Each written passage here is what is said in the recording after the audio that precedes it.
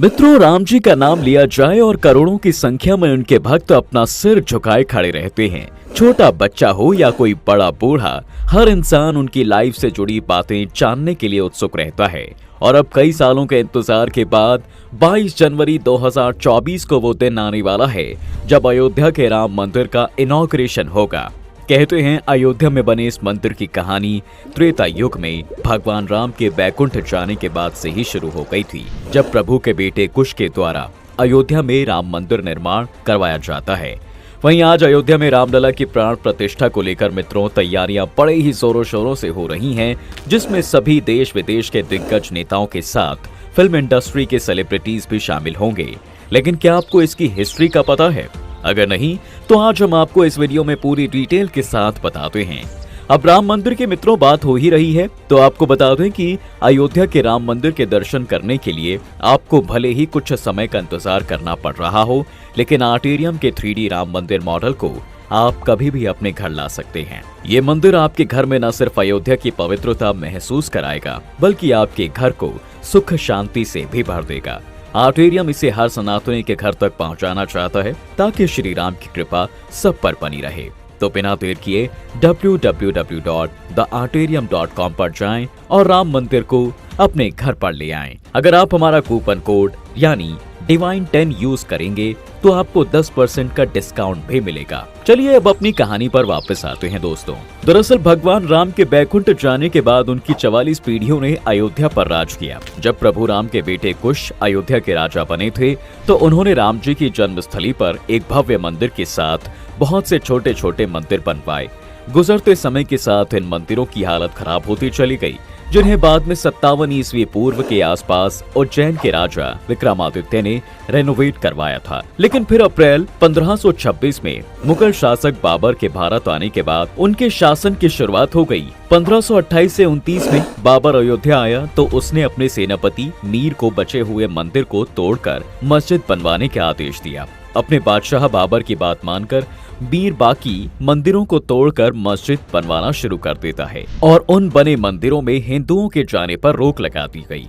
और फिर लगभग 190 साल बाद 1717 ई में राजस्थान के आमेर के राजा जयसिंह द्वितीय मस्जिद के बाहर जमीन खरीदकर आंगन में एक चबूतरा बनवाते हैं, जहां पर रामलला की मूर्ति को स्थापित किया गया था।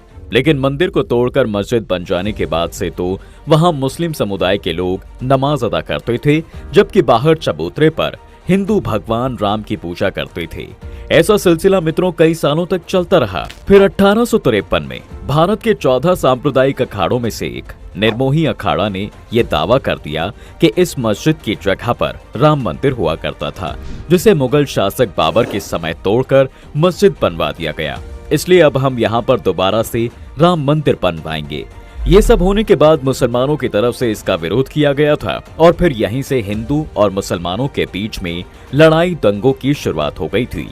इन लड़ाई झगड़ों को रोकने के लिए 1859 में ब्रिटिश गवर्नमेंट ने चबूतरा और मस्जिद के बीच में एक फेंसिंग करवा दी थी, जिससे ये मामला कुछ सालों के लिए तो ठंडा पड़ गया था। लेकिन साल 1885 में निर्मोही अखाड़ा के महंत रघुबर दास फैजाबाद डिस्ट्रिक्ट कोर्ट में राम चबूतरे पर छतरी बनाने की अपील करते हैं, लेकिन कोर्ट उनकी अपील को खारिज कर देती है। अपील के खारिज होने से हिंदू कम्युनिटी में विद्रोह के हालात पैदा हो गए थे और जगह जगह दंगे शुरू हो गए थे।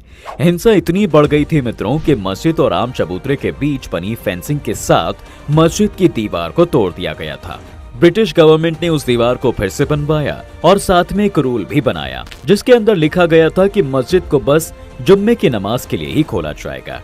और फिर भारत देश के आजाद होने तक ऐसा ही चलता रहा था। लेकिन आजादी के 2 साल बाद यानी 23 दिसंबर 1949 को कुछ लोग रात में मंदिर से रामलला की मूर्ति को उठाते हैं और मस्जिद के गुंबद पर रख देते हैं और सुबह बोल दिया कि ये मूर्ति अपने आप यहाँ पर प्रकट हुई है।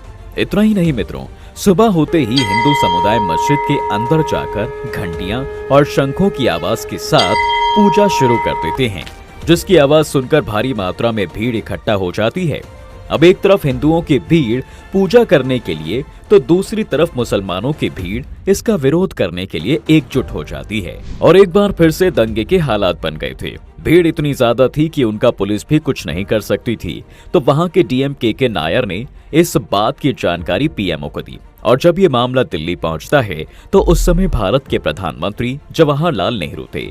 जानकारी मिलते ही नेहरू जी पीएमओ से के नायर को एक आदेश पारित करके कहते हैं, ऐसे जबरदस्ती करके किसी चीज को हथियाना सही नहीं है, और तो और मूर्ति को तुरंत मस्जिद से निकालकर बाहर किया जाना चाहिए। जिसके जवाब में डीएम के नायर पीएमओ को एक लेटर लिखकर कहते हैं कि यहाँ की सिचुएशन को देखते हुए मूर्ति को किसी भी हालत में बाहर नहीं निकाला जा सकता, क्योंकि यहाँ के पुजारियों का मानना है कि बिना पूजा हवन किए मूर्ति को बाहर निकालना महापाप होता है। जिसके बाद पीएमओ की तरफ से के नायर के पास रिप्लाई आता है कि जो आपको आदेश दिया गया है उसका पालन कीजिए और मूर्ति को बाहर निकालिए। पीएमओ के आदेश के जवाब में डीएम पीएमओ को 2 सुझाव लिखकर भेजते हैं। पहला, यहाँ सिचुएशन आउट ऑफ कंट्रोल है। मस्जिद की सुरक्षा और लोगों की भीड़ को देखते हुए मस्जिद के बाहर एक जालीनुमा गेट लगाना होगा, जिससे मस्जिद को कोई नुकसान नहीं होगा और सभी लोग बाहर से दर्शन कर भी पाएंगे। दूसरा ये कि इस मामले को कोर्ट को सौंप देना चाहिए, जिससे कोर्ट का मामला आने तक सब लोग शांत रहेंगे। इन सुझावों के साथ ही के नायर ने अपना रिजाइन भी दिया, जिनका रेजिग्नेशन तो स्वीकार नहीं किया गया, लेकिन पीएमओ को उनके सुझाव सही लगे। जिसके बाद ये मामला कोर्ट में चला गया था और इस तरह रामलला की मूर्ति मंदिर में ही रही थी। फिर मित्रों, कुछ समय बाद हिंदू पक्ष से निर्मोही अखाड़ा और मुस्लिम पक्ष से सुन्नी वक्फ बोर्ड एक केस फाइल करते हैं, जिसमें निर्मोही अखाड़ा कहता है कि यहाँ पर शुरुआत से ही राम मंदिर था और अब तो मूर्ति भी निकल आई है, इसलिए इसका पूरा हक हमें दे दिया जाए ताकि हम यहाँ पर राम मंदिर बना सकें। वहीं सुन्नी वक्फ बोर्ड दावा करता है कि यहाँ पर शुरुआत से ही मस्जिद रही है, इसलिए इसका पूरा कंट्रोल हमें मिलना चाहिए। तकरीबन 20 से 25 साल तक ये दोनों केस कोर्ट में रहते हैं। तब तक देश में कांग्रेस पार्टी की सरकार थी। फिर 1980 में जनसंघ से अलग होकर भारतीय जनता पार्टी का गठन होता है। ऐसा बताया जाता है कि बीजेपी के गठन के बाद विश्व हिंदू परिषद, शिवसेना, बजरंग दल और आरएसएस जैसे सभी हिंदू दल एक्टिव हो गए और 1984 में वीएचपी द्वारा एक धर्म संसद का आह्वान किया जाता है, जिसमें बीजेपी के बड़े बड़े नेता लाल कृष्ण आडवाणी, मुरली मनोहर जोशी, कल्याण सिंह भी शामिल होते हैं। इस धर्म संसद में वीएचपी के प्रेसिडेंट अशोक सिंघल ऐलान करते हैं मित्रों कि राम मंदिर बनेगा और जरूर बनेगा। इस मंदिर को बनाने के लिए पूरे देश से ईंटें मंगाई जाएंगी, जिसके बाद ये बातें आग की तरह पूरे देश में फैल जाती हैं। फिर साल 1984 में ही इंदिरा गांधी की मौत के बाद उनके बड़े बेटे राजीव गांधी ने कांग्रेस की कमान संभाल ली थी। अब यहाँ पर होता क्या है कि बीजेपी तो खुलकर राम मंदिर के सपोर्ट में बोल रही थी, जिससे सभी हिंदू भाजपा को सपोर्ट कर रहे थे। उसी बीच 2 साल बाद 1986 में राम मंदिर के गेट खुलवाने का मामला कोर्ट में आता है, तो राजीव गांधी हिंदुओं का भरोसा जीतने के लिए 1 घंटे के अंदर ही गेट को खुलवा देते हैं। अब इस न्यूज को बड़े बड़े फेमस चैनल दूरदर्शन के जरिए से पूरे देश में ब्रॉडकास्ट किया जाता है, जिससे कांग्रेस से मुस्लिम दल नाराज हो जाते हैं और सभी मुस्लिम नेता मिलकर कांग्रेस का विरोध करने के लिए बाबरी मस्जिद एक्शन कमेटी बनाते हैं, जिसका रिजल्ट ये होता है मित्रों कि कांग्रेस 1989 का चुनाव हार जाती है। राम मंदिर के सपोर्ट में होने की वजह से बीजेपी को इस चुनाव में फायदा मिलता है। जहां 1984 में बीजेपी को बस 2 सीटें मिली थीं, तो वहीं 1989 के चुनाव में 85 सीटें मिलती हैं। नेशनल फ्रंट के नेता वीपी सिंह बीजेपी का सपोर्ट लेकर पीएम बनते हैं। नेशनल फ्रंट की सरकार बनने के बाद बीजेपी के नेता लाल कृष्ण आडवाणी ऐलान करते हैं कि राम मंदिर के सपोर्ट में गुजरात के सोमनाथ से लेकर उत्तर प्रदेश के अयोध्या तक पूरे 10,000 किलोमीटर तक एक रथ यात्रा निकाली जाएगी, जो 30 अक्टूबर को अयोध्या पहुंचेगी। अब गुजरात और राम मंदिर की चर्चा हो और मित्रों नरेंद्र मोदी का नाम ना आए तो ये इम्पॉसिबल है। जी हाँ, इस यात्रा में गुजरात से नरेंद्र मोदी जी भी शामिल थे। इस समय मोदी जी की उम्र केवल 40 साल की थी। कहा जाता है कि गुजरात में इस यात्रा के प्रबंधन में उनका अहम योगदान रहा है। और फिर 25 सितंबर 1990 को सोमनाथ से यात्रा शुरू हुई थी, जो कई राज्यों से गुजरते हुए अयोध्या पहुंचनी थी। लेकिन उस यात्रा का विरोध किया गया और जहां जहां से यात्रा निकलनी थी वहां इस यात्रा का विरोध शुरू होने लगा था। कई राज्यों में विरोध के बाद जब 23 अक्टूबर 1990 को ये यात्रा बिहार के समस्तीपुर जिले में पहुंचती है, तो वहां के सीएम और नेशनल फ्रंट पार्टी के सपोर्टर लालू प्रसाद यादव समस्तीपुर के डीआईजी को आदेश देते हैं कि इस यात्रा को रोक दिया जाए और लाल कृष्ण आडवाणी को अरेस्ट किया जाए। सीएम के आदेश के बाद डीआईजी ने बीजेपी के कुछ नेताओं के साथ आडवाणी को गिरफ्तार कर लिया था और 12 दिन तक उन्हें सिंचाई विभाग के पोस्ट ऑफिस में रखा गया था। दरअसल यात्रा शुरू होने से पहले लाल कृष्ण आडवाणी ने ये कहा था मित्रों कि देखता हूँ किसने माई का दूध पिया है जो मेरी रथ यात्रा रोकेगा। बस यही वजह थी कि लालू यादव ने आडवाणी को गिरफ्तार करवाया और कहा कि मैंने माँ और भैंस दोनों का दूध पिया है। अब इस गिरफ्तारी का रिजल्ट ये होता है कि जैसे ही ये खबर दिल्ली पहुंचती है तो भाजपा वीपी सिंह गवर्नमेंट ने अपना समर्थन वापस ले लिया था, जिस वजह से वीपी सिंह की सरकार गिर गई थी। कहा जाता है कि रथ यात्रा के बीच में हुए दंगों से नाराज होकर 30 अक्टूबर 1990 को बड़ी मात्रा में कार सेवक अयोध्या पहुंच गए थे और मस्जिद के ऊपर चढ़कर अपना झंडा लगा दिया था, जिससे हालात बद से बदतर हो जाते हैं। उस समय उत्तर प्रदेश में मुलायम सिंह की सरकार थी, तो उस हिंसा को रोकने के लिए मुलायम सिंह कार सेवकों पर गोली चलाने का आदेश देते हैं, जिसमें 5 कार सेवकों की मौत हो जाती है, जिससे अयोध्या ही नहीं बल्कि पूरे देश में गर्मा गर्मी हो जाती है। उमा भारती, अशोक सिंघल और स्वामी वामदेवी जैसे बड़े हिंदुत्व नेता अलग अलग दिशाओं से 5-5 हजार कार सेवकों के साथ गुस्से से भरे हुए हनुमानगढ़ी की तरफ बढ़े थे। गुस्साई हुई भीड़ को देखकर पुलिस फायरिंग शुरू कर देती है, जिसमें बहुत से कार सेवक फिर से मारे जाते हैं और फिर इनकी लाशों को रखकर विरोध प्रदर्शन किया जाता है। इसी का रिजल्ट ये था मित्रों कि 1991 के चुनाव में मुलायम सिंह को हार का सामना करना पड़ा था और उत्तर प्रदेश में भाजपा सरकार के सीएम कल्याण सिंह बने थे।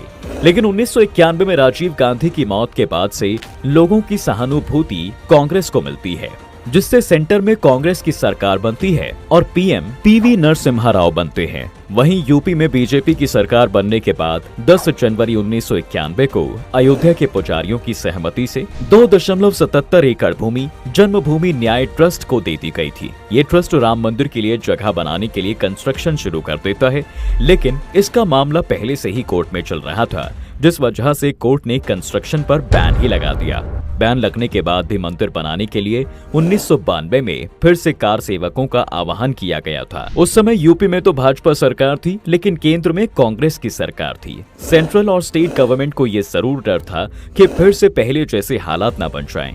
इसलिए 30 अक्टूबर 1992 PM PV Narasimha Rao, VHP और सिया सुन्नी बोर्ड दोनों के लीडर्स को मीटिंग के लिए दिल्ली बुलाया जाता है, लेकिन इस मीटिंग में कोई कंक्लूजन नहीं निकला और वीएचपी के नेता आपस में एक प्राइवेट मीटिंग करके 6 दिसंबर को फिर से कार सेवकों को बुलाने का ऐलान कर देते हैं, जिसके बाद पीवी नरसिम्हा राव यूपी के सीएम कल्याण सिंह को प्रेसिडेंशियल रूल लागू करने के लिए बोलते हैं, लेकिन कल्याण सिंह ने आश्वासन देकर मना कर दिया। इसके साथ ही उन्होंने कोर्ट में हलफनामा देते हुए ये कहा था कि यहाँ पर कोई हिंसा नहीं होगी और इसकी जिम्मेदारी राज्य सरकार के हाथों में ही होगी, और तो और किसी भी सिचुएशन में कार सेवकों पर गोलियां नहीं चलाई जाएंगी।